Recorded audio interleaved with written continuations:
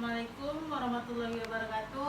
Waalaikumsalam warahmatullahi wabarakatuh. Apa kabar ibu-ibu? Sehat. Alhamdulillahirrahmanirrahim. Puji syukur kehadiran Allah Subhanahu wa taala yang telah memberikan kesempatan kita kesehatan untuk bisa kembali berkumpul bersama di pertemuan kelompok kali ini. Sebelum kita memulai pertemuan kita kali ini, hendaknya kita mengucapkan Bismillahirrahmanirrahim. Sebelumnya saya sudah mengajarkan kepada ibu-ibu 13 sesi dan semuanya sudah memiliki bahan ajarnya ya Bu ya? Sudah. Ada yang sudah mengerjakan tugas. Kita juga sudah banyak bermain. Jadi saya akan mengulas sedikit tentang materi sebelumnya yang kita bahas di pertemuan sebelumnya. Apa ibu-ibu masih ingat? Masih penelantaran dan eksploitasi terhadap anak. Ya. Jadi pertemuan bulan lalu kita membahas tentang penelantaran dan eksploitasi terhadap anak. Jadi pertemuan kali ini kita membahas tentang pelayanan terhadap penyandang disabilitas yang ada hubungannya dengan penelantaran pada pertemuan bulan lalu. Jadi bulan lalu kan ada kita bahas tentang anak bayi yang disuruh mengemis. Jadi di sini kita juga ibu-ibu juga pasti pernah lihat kadang ada yang penyandang disabilitas atau cacat itu disuruh mengemis. Itu termasuk dalam eksploitasi. Seharusnya penyandang disabilitas itu harus dilindungi. Ya. Jadi di sini kita akan bahas dulu pengertian dari penyandang disabilitas. Sebelumnya saya akan bertanya, apakah ibu-ibu mengetahui apa itu penyandang disabilitas? Orang cacat. Ya betul, orang-orang cacat. Jadi di sini sebelum saya di sini penyandang disabilitas itu sama dengan anak istimewa. Kalau biasa di tempat kita itu biasanya disebut sindrom Down yang mukanya sama, anak autis itu disabilitas, penyandang disabilitas. Sebelum kita lanjut ke pengertian disabilitas, kita akan melakukan permainan yaitu memegang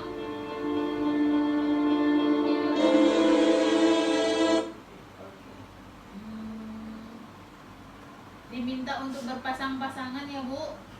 Ini bisa pas 2 pasang, adiknya di bawah juga nggak apa-apa. Untuk mengikat tangan dan mata, boleh mata pura-pura aja pejam, atau ini kan cuma satu tangan pura-pura ikat. Cara permainannya ini 2 peserta, 1 menjadi pasangan untuk menentukan siapa yang menjadi peserta 1 dan peserta 2. Fasilitator meminta peserta untuk diikat tangannya, peserta 1 untuk menutup mulutnya. Berarti 1 ikat tangan, 1 ikat tutup mulut. Jadi silakan berbagi tugas. Jadi saya akan menyampaikan kalimat yang sudah diberikan kepada peserta 2 tanpa mengucapkan atau menuliskan kalimat tersebut. Oh gitu, berarti memperagakan. Yang tutup mulut memperagakan dengan yang ikat tangan. Kasih isyarat.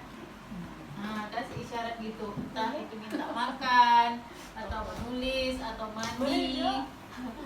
Jadi Yang peserta kedua tadi kan yang diikat tangannya itu menulis di sebuah kertas. Icak-icaknya nih Bu, yang tutup mulut itu yang bisu, yang diikat tangan itu yang tangannya cacat. Nah, yang tangannya cacat. Kertasnya bisa dibagi dua juga. Bisa dibagi dua.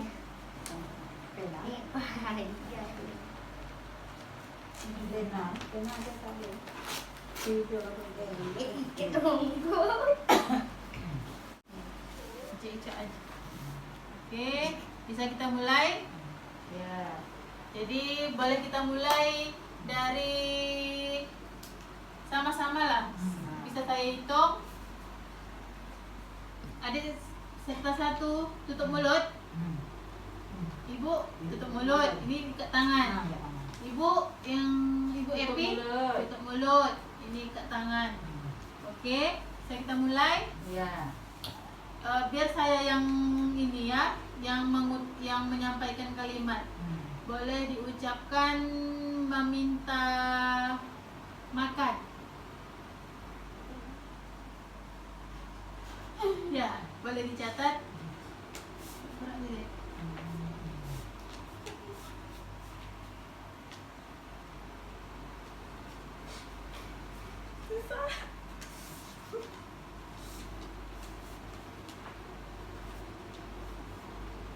Oke, sudah.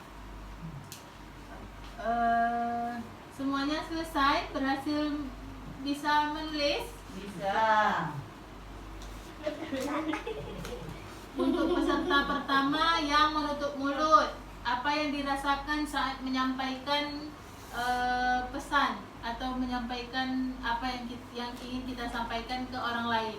Sangat sulit. Sangat sulit. Yang peserta kedua, apakah sulit menerima pesan dari ibu peserta pertama? Sulit. Sangat sulit ya. Oke, jadi di sini sudah. Ya, hadap lagi ke saya ya. Oke, jadi di sini terima kasih atas partisipasinya kita dalam bermain tadi. Jadi saya simpulkan bahwa permainan kita tadi itu termasuk dalam penyandang disabilitas. Penyandang disabilitas itu adalah setiap orang yang mengalami keterbatasan fisik, intelektual, mental, ataupun sensorik dalam jangka waktu yang lama dalam berinteraksi dengan lingkungan, dapat mengalami hambatan atau kesulitan untuk berpartisipasi secara penuh dan efektif dengan warga negara lainnya. Di sini Ibu bisa baca di flip chart halaman pertama ya di atas. Saya juga akan menekankan bahwa anak istimewa, penyandang disabilitas, penyandang cacat merupakan hal yang sama. Istilah yang digunakan selama proses pembelajaran biasa kita sebut dengan penyandang disabilitas saja ya Bu. Kalau cacat itu agak kurang enak didengar. Kita lanjut ke hak-hak penyandang disabilitas. Di sini untuk hak penyandang disabilitas kita ada permainan, perbedaan dan persamaan. Yang di sini yang dibutuhkan hanya pulpen dan kertas. Jadi ibu satu orang masing-masing memegang kertas dan pulpen. Lalu saya akan menanyakan, sebutkan makanan kesukaan ibu-ibu dan tulis di kertas masing-masing. Ayo boleh ditulis ibu. Pura-pura aja dulu itu.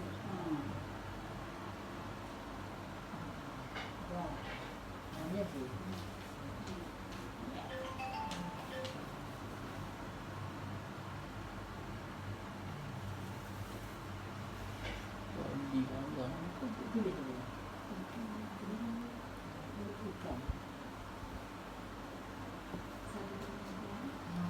Oke, sudah. Apakah ada jawaban yang sama? Ada.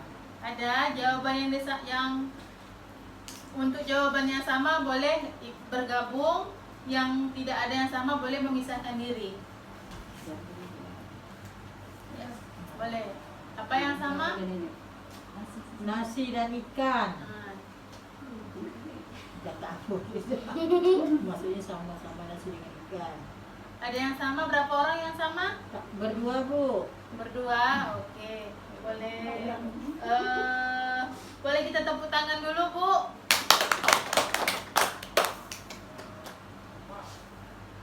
Jadi kita lanjut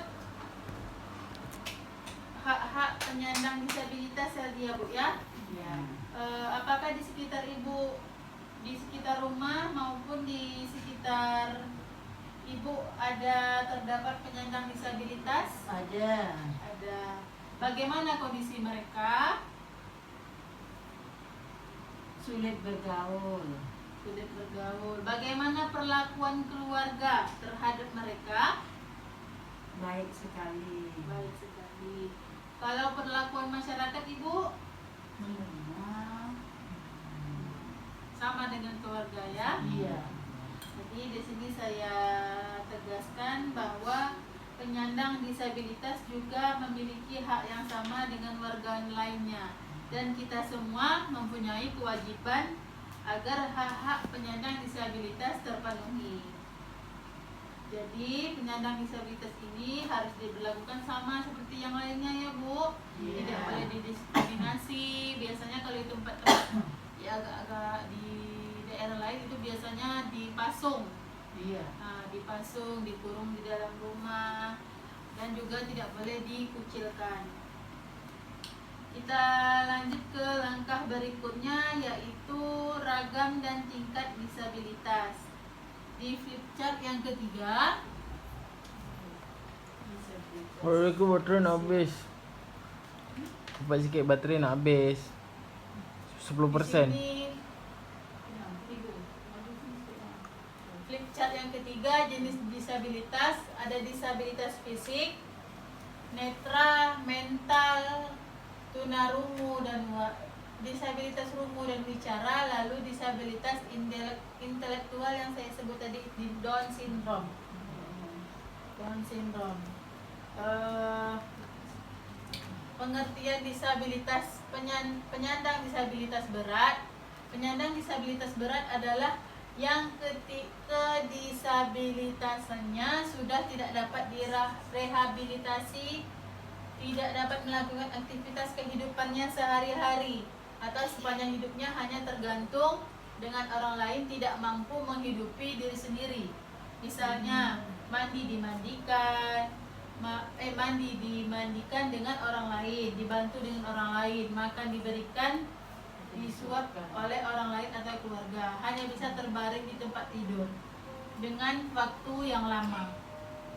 Beda dengan stroke ya, Bu. Kalau stroke itu dalam jangka waktu sebentar karena penyakit.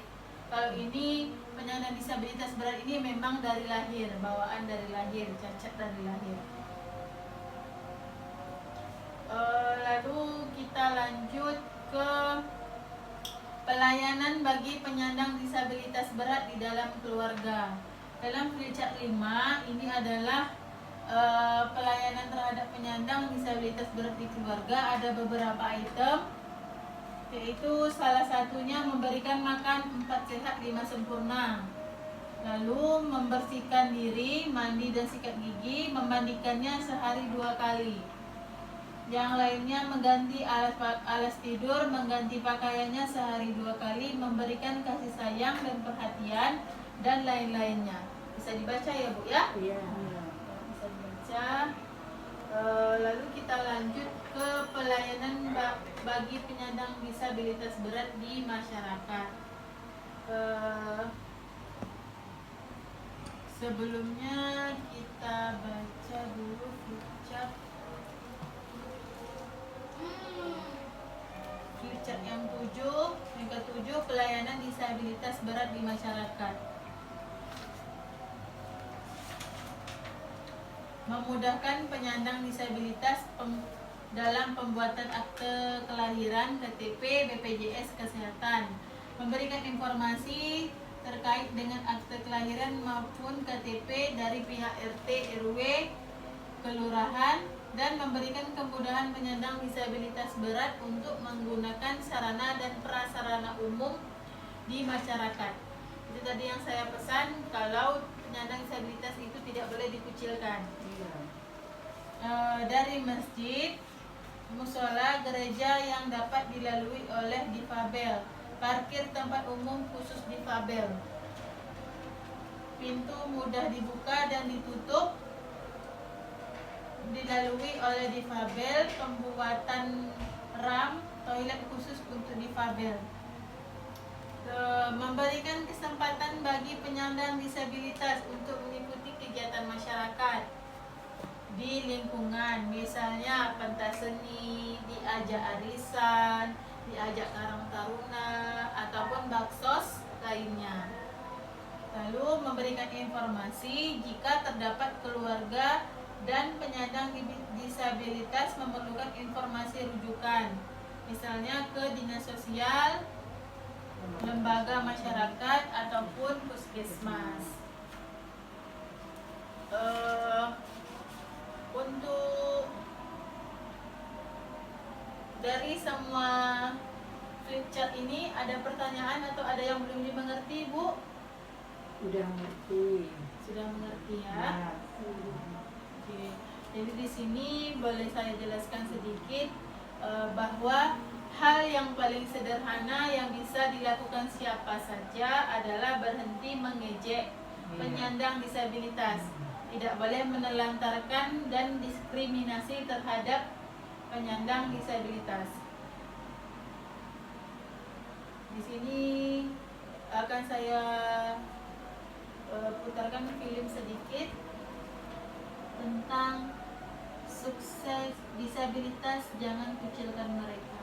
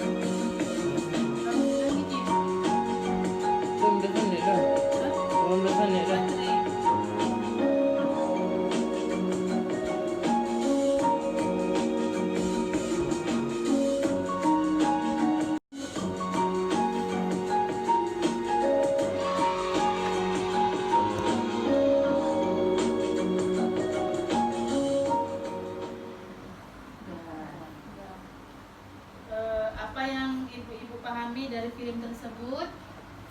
Jangan jelaskan. Jangan mengkucilkan anak yang disabilitas.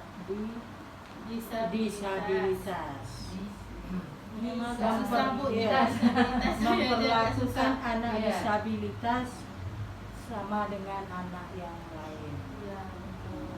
Satu lagi filmnya. Sebentar, Bu. Inilah Rio Satrio, bocah berusia 11 tahun, anak pasangan Wawan dan Dede, warga Penawangan, Kabupaten Ciamis. Meski harus hidup dengan kondisi tubuh tidak normal, namun tidak lantas membuat Rio putus asa, apalagi harus menyerah pada keadaan. Rio Satrio terlahir tanpa memiliki kedua tangan dan kaki, namun keterbatasan fisik tidak menjadi penghalang bagi anak fungsi ini untuk tetap menimba ilmu. Bahkan saking rajinnya, Rio kerap memaksa diantarakan berangkat ke sekolah, meski pada hari libur. Buah dari semangatnya menimba ilmu menjadi Rio sebagai siswa berprestasi di kelasnya.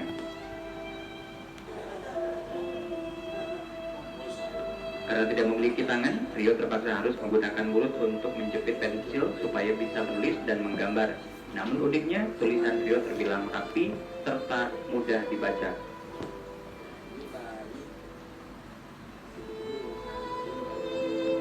Seperti halnya bocah lain, Rio Satrio yang tidak suka memakai baju ini memiliki kegemaran yakni bermain game.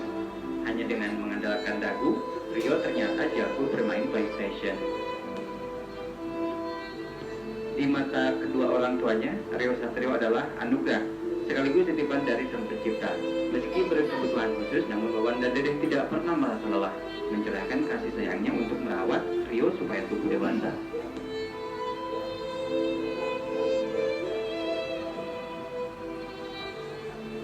Sejak dari lahirnya, seperti ini. Iya, dari kandungan gitu. Tapi anaknya yang gitu.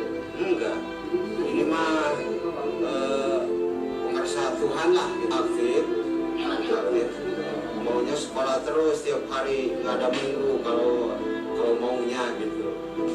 Jadi kalau hari Minggu sukanya marah-marah.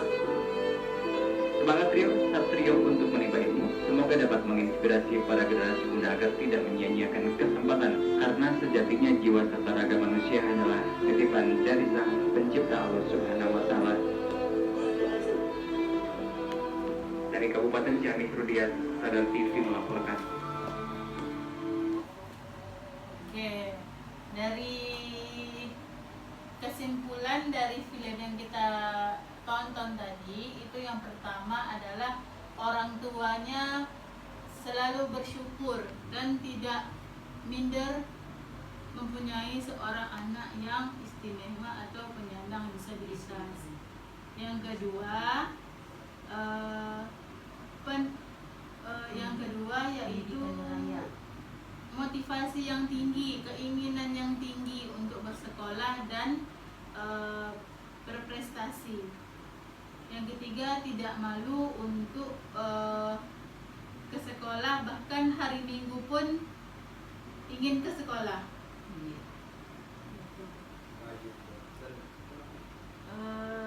Dari ibu-ibu ada yang ingin menambahkan dari intisari dari film tersebut?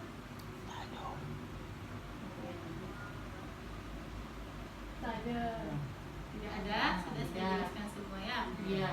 Jadi terakhir pesan-pesan kunci dari pertemuan kita kali ini tentang penyandang disabilitas, itu yang pertama adalah penyandang disabilitas merupakan bentuk keragaman manusia. Yang kedua, penyandang disabilitas juga warga negara yang harus dipenuhi hak-haknya. Yang ketiga, yaitu penyandang disabilitas tidak boleh didiskriminasi atau dikucilkan. Ada yang masih belum paham? Iya, sudah paham. Sudah paham? Kalau sudah paham, boleh saya akhiri pertemuan kita kali ini dengan mengucapkan Alhamdulillahirabbil alamin. Semoga pertemuan kita kali ini mendapatkan manfaat dan syafaatnya. Amin. Mohon maaf bila ada salah kata. Saya undur diri dulu. Wassalamualaikum warahmatullahi wabarakatuh. Waalaikumsalam warahmatullahi